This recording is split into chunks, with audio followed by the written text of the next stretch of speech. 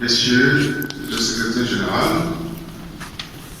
Messieurs les représentants de l'ambassadeur des États-Unis, Messieurs les directeurs de l'ONIX, représentants de l'USAID, chers partenaires, Messieurs les directeurs centraux du programme spécialisé du ministère de la Santé, chers collègues, chers invités, nous tenons au nom du CNAM à vous remercier tous d'être présents à cette cérémonie qui marque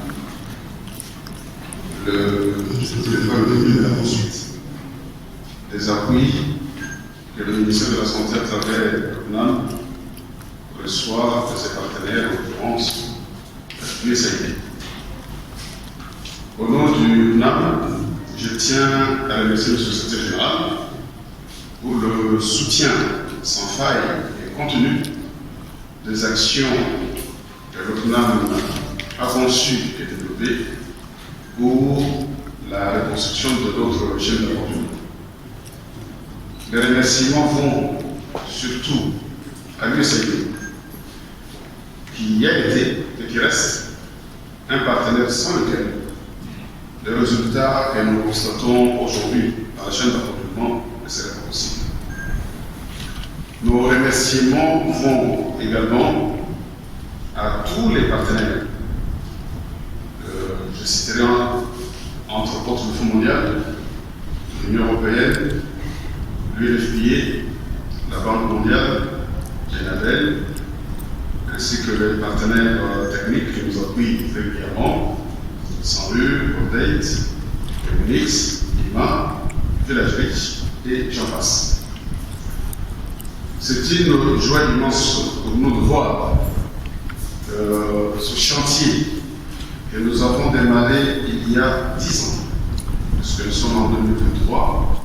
Nous avons commencé à travailler sur la chaîne d'approvisionnement, particulièrement ce qui concerne le système d'information, depuis 2013. Et ce chantier que nous avons démarré est en train de prendre la forme de la maison qui est la chaîne d'approvisionnement. Nous avons en effet parcouru un long chemin, mais en fait, qui n'est qu'un commencement de la prise en charge de la reconstruction de cette chaîne d'approvisionnement sans laquelle les produits ne seront jamais disponibles. En effet, la chaîne d'approvisionnement comporte plusieurs fonctions. Et celles-ci doivent être fonctionnelles à 100% afin de voir de bons produits, de bonne qualité, de bonne quantité, au bon moment, au bon endroit et au bon disponible.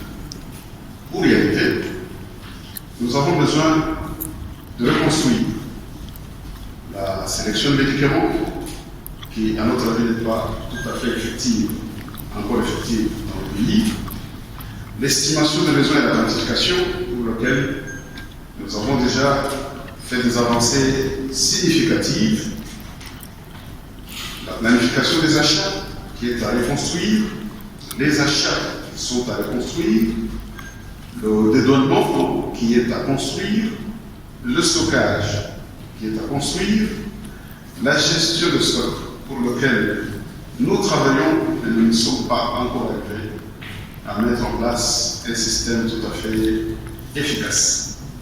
La distribution à construire dans un contexte d'un pays sans infrastructure.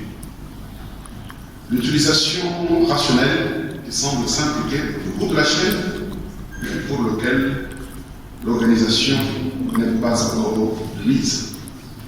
Il faut ajouter à ces fonctions celle de soutien qui permettrait à cette chaîne d'approvisionnement de tourner. Il s'agit du système d'information en gestion logistique, qui est le moteur de la chaîne d'approvisionnement et sur lequel nous avons et nous continuons à travailler.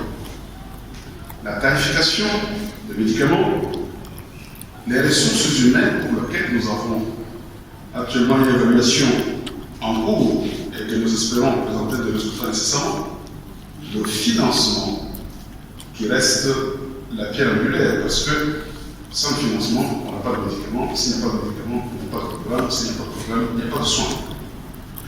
Nous avons l'assurance qualité pour lequel, dans notre pays, la régulation pose encore un réel problème qui ne permet pas d'avoir toujours le médicament de bonne qualité.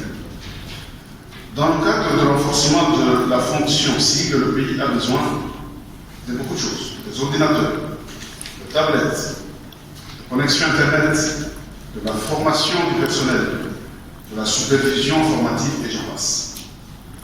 Nous sommes donc heureux de voir des réponses positives pour des provinces ci-après et pour lesquelles, après la mise en place des unités techniques de gestion logistique dans toutes les DPS, nous avons vu l'USAID répondre favorablement à notre demande des équipements concernant la province de Kinshasa, de l'Olaba, du Haut-Katanga, du Tanganyika, du Sud Kivu, du Kasaï oriental, Kasaï central, la Lomami, le Haut-Lomami, ainsi que le centre, sans oublier l'unité centrale basée au nom de l'unité technique de gestion logistique basée au plan.